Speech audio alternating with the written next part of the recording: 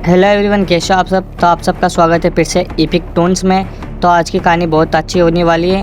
ये एक कहानी एक छोटे से गांव की है जहां एक पुरानी हवेली अपनी भयानक कहानियों के लिए मशहूर थी। लोग कहते थे कि रात के समय उस हवेली से अजीबोगरीब आवाज़ें आती थीं। बाहर से सुंदर लगने वाली हवेली के अंदर कुछ ऐसा था जो सबको डरा देता था। गाँव के लोग कभी भी उस हवेली के पास नहीं जाते थे, मगर एक दिन एक जवान लड़का और उसके दोस्त ने उस रहस्य का पता लगाने की ठानी। अब चलो शुरुआत करते हैं हमारी इस कहानी की।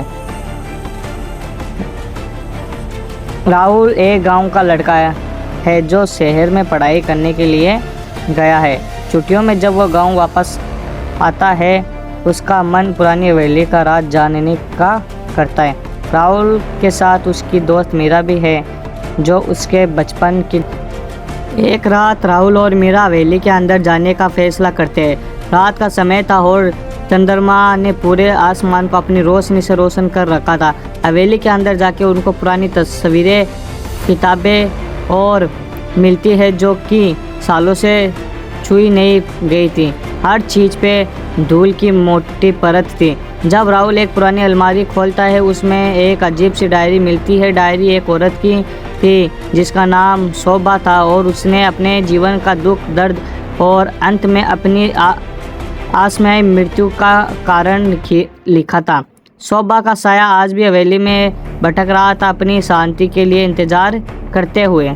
राहुल और मीरा डायरी पढ़ते हैं और समझते हैं कि शोभा को इस हवेली में किस तरह से धोखा दिया गया था। उसका पति, जो एक अमीर तनहा, ने उसका खून कर दिया था। एक और औरत के प्यार में। उस दिन के बाद हवेली पर शोभा की आत्मा का साया था। डायरी में लिखा था कि जब तक उसकी आत्मा को अन्याय नहीं मिलता, उसका साया लोगों को परेशान करता रहेगा। डायरी पढ़ते पढ़ते राहुल और मीरा को महसूस होता है कि हवेली में कोई और भी है। पीछे मुड़कर देखने पर उनके एक छाया दिखाई देती है, लेकिन वो हवा में घुल जाती है। एक रात के बाद राहुल और मीरा हवेली के बारे में और जानने की कोशिश करते हैं। गांव के एक बूढ़े आदमी ने उन्हें बताया कि शोभा की आत्मा शांति चाह रही है।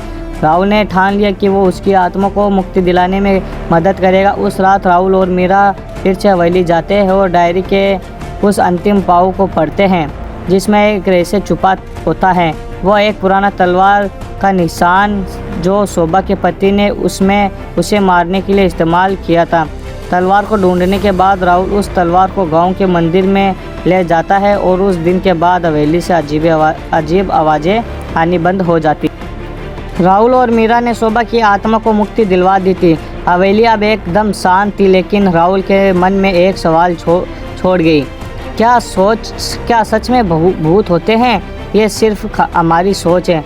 गांव के लोग राहुल और मीरा की हिम्मत की तारीफ करते हैं, लेकिन वो दोनों जानते हैं कि उन्होंने एक ऐसी दुनिया को छू कर देखा है जो सिर्फ दिखाई नहीं देती, महसूस होती है। कहानी का अंत इस बात पर होता है कि राहुल और मीरा अपने जीवन की इस भयानक पर अनोखी घटना को कभी नहीं भूल पाते हैं। ये कहानी एक रोमांचक सफ़र है दो दोस्तों का, जो अपनी हिम्मत से एक पुरानी हवेली के राज को खोलते हैं और एक का आत्मा को मुक्ति दिलाते हैं। इस कहानी में भयानक घटनाएं भी है और दोस्ती और हिम्मत की मिसाल भी है। अगर आपको ये कहानी ज़रा सी भी अच्छी लगी तो दोस्तों कमेंट में ज़रूर बताना, और ऐसी अच्छी कहानी और स्टोरी देखने के लिए हमारे चैनल को सब्सक्राइब कर लेना। और अब मैं कौन सी न्यू कहानी लेकर आऊँ आप सबके लिए कमेंट में ज़रूर बता देना। तो मिलते हैं आप न्यू कहानी के साथ। धन्यवाद।